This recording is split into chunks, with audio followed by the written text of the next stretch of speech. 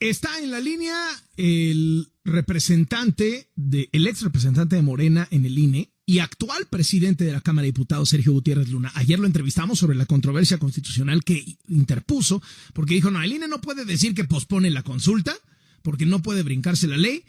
Llega a la Suprema Corte, están dos ministras de guardia, dos ministras nominadas por el presidente López Obrador, y las dos le dan la razón a Sergio Gutiérrez Luna. Gracias por tomarnos la llamada de nueva cuenta. Muy buenas tardes. Hola Carlos, buenas tardes, ¿cómo estás? Saludos al auditorio. Pues me imagino que usted feliz, como dice aquel, ¿no? Pues mira, contento de haber hecho lo que se debió, ¿no? Uh-huh. Te comentaba ayer, era algo muy claro. La Suprema Corte le había dicho en un primer momento al INE que no se podía suspender el efecto de la ley. No obstante eso, el INE de motu propio unilateralmente lo suspendió, pues era claro que iba a tener esta consecuencia, ¿no? A ver, ahora, la Suprema Corte entiendo que no resuelve de fondo el asunto. Así es. ¿A qué sí obliga al INE? O sea, es decir, todavía no dice qué onda con la lana, pero mientras tanto, ¿qué? Así es. Lo que resolvió la Suprema Corte ayer es dejar sin efecto lo que aprobó el INE la semana pasada, el viernes de la semana pasada, donde el INE había suspendido unas fases del proceso de revocación de mandato. ¿Qué dijo la Corte? Que no puede el INE hacerlo unilateralmente, que ya le había dicho a la propia Corte que no se podía suspender, y además que estaban violando los derechos políticos, derechos fundamentales en materia política, algo que está prohibido por la Constitución en el artículo 29. Entonces, era muy claro el tema. ¿Qué dice la Corte? Bueno, continúa el tema en sus fases normales, son vigentes las leyes que están, que es la Ley Federal de Revocación de Mandato y el presupuesto de egresos de la Federación, y hasta en tanto la propia Corte no diga otra cosa, tendrá el INE que ajustarse a eso. Ahora, hay muchas suspicacias porque las dos ministras que están de guardia, que son las que resuelven este asunto, fueron nominadas por el presidente López Obrador. ¿Qué piensa usted de esta suspicacia? Pues mira, yo te he hablado de las razones lógicas. Yo creo que tu auditorio entiende que si había una determinación previa, que no era de esas ministras donde se le habían negado la suspensión y el INE insiste en suspenderlo, lo lógico era que la Corte les dijera pues, que no. Entonces nada tiene que ver, creo yo, con quiénes son las ministras o quién las nominó. Es un acto que me parece muy claro, no solo de derechos, sino de lógica, Carlos, de lógica básica. Uh-huh.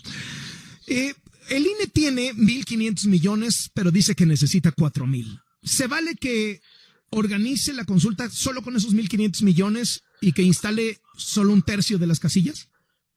A ver, ojo, una parte del INE.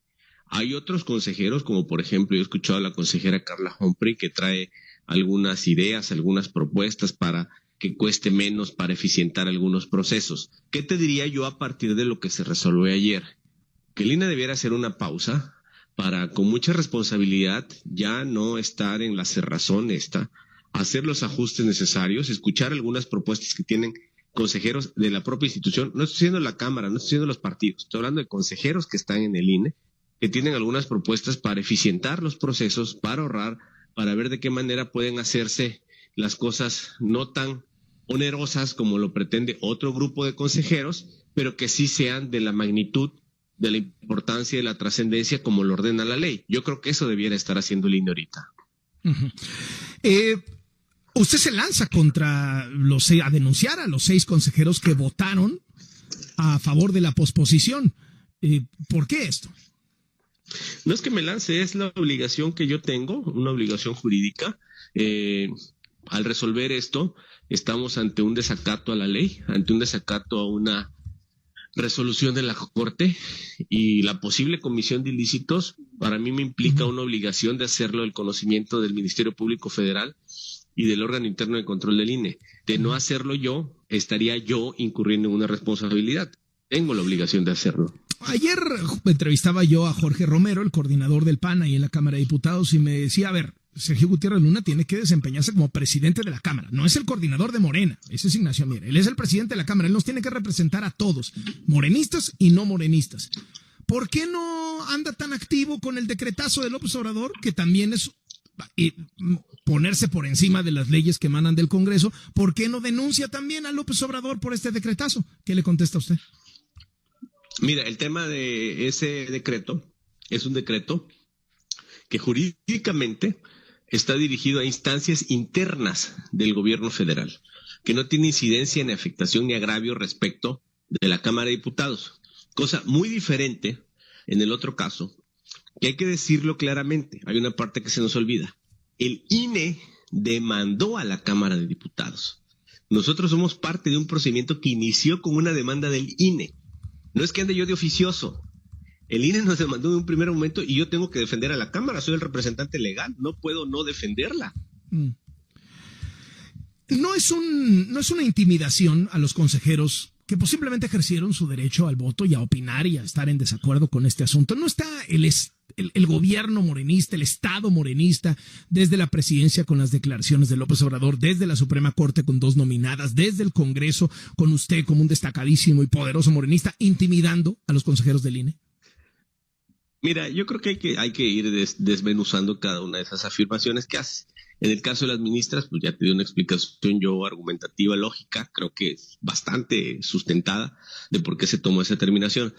También te comenté por qué tengo que hacer esa denuncia. Ahora, ahí acaba mi papel. Mi papel ya acabó con la parte de formular las denuncias. Ya el Ministerio Público de la Federación y en su caso el órgano interno de control, que es un órgano autónomo, van a determinar si existen las responsabilidades o no.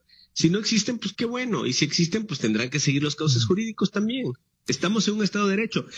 Ahora, el planteamiento que tú señalas es como si yo fuera optativo para mí denunciar o no. No, no es optativo, es obligatorio. Tengo que hacerlo. ¿En el fondo no se quieren cargar al INE?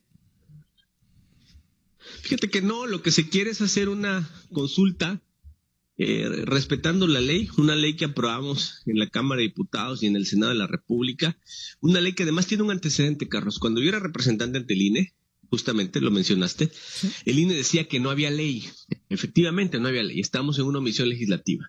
El INE sacó unos lineamientos, en esos lineamientos ellos argumentaban algunas cosas y en aquel momento se les dijo, esperen a la ley, está por entrar la próxima legislatura, la vamos a sacar rápido, esperen a la ley. No quisieron esperarse a la ley, sacaron unos lineamientos.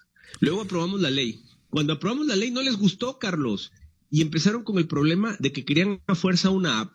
A pesar de que la ley decía que se podía usar la app y los formatos físicos en papel simultáneamente, ellos no quisieron. Se tuvo que ir a tribunales para exigir que se pudieran aplicar simultáneamente. Es decir, tienen una actitud de que cuando no les gusta la ley, simplemente la inobservan. Ahora no les gustó una resolución de la Suprema Corte, la ignoraron. También tienen que poner de su parte, ¿eh? Sacó un comunicado el INE diciendo que continúa con los trabajos de la revocación de mandato y dice, durante los últimos días se ha realizado la revisión de las firmas en papel recibidas de Morena, por cierto, en más de 1,400 cajas, así como las que han sido recabadas a través de la app. El INE se mantendrá atento a la resolución de fondos. O sea, como el INE diciendo, oye, nosotros no hemos parado, nosotros seguimos en la nuestra. ¿Qué piensa de eso? Que bueno, materialmente no habían parado respecto de esa parte, pero jurídicamente habían tomado una determinación que sí suspendía los efectos de otras fases y nosotros tuvimos que actuar para que la Corte repitiera lo que ya había dicho. La Corte solo repitió lo que había dicho. Ya.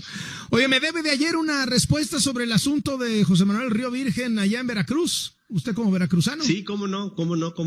¿Qué le Fíjate pareció? Que ya te comentaba ayer que iba llegando de un vuelo. Sí, que quería revisar el asunto y enterarse de cómo había estado y eso. Sí. Lo señalé en un Twitter que escribí un poco más tarde. José Manuel es una persona que yo conozco desde hace 20 años, es un buen amigo, una persona que a mí me parece intachable. Estaremos pendientes de cómo se dé este proceso, señalaba el presidente Andrés Manuel López Obrador, que si hay pruebas tendrán que aplicarse las consecuencias jurídicas y si no, bueno, pues tendrá que salir en libertad. Esperemos a que eso no suceda.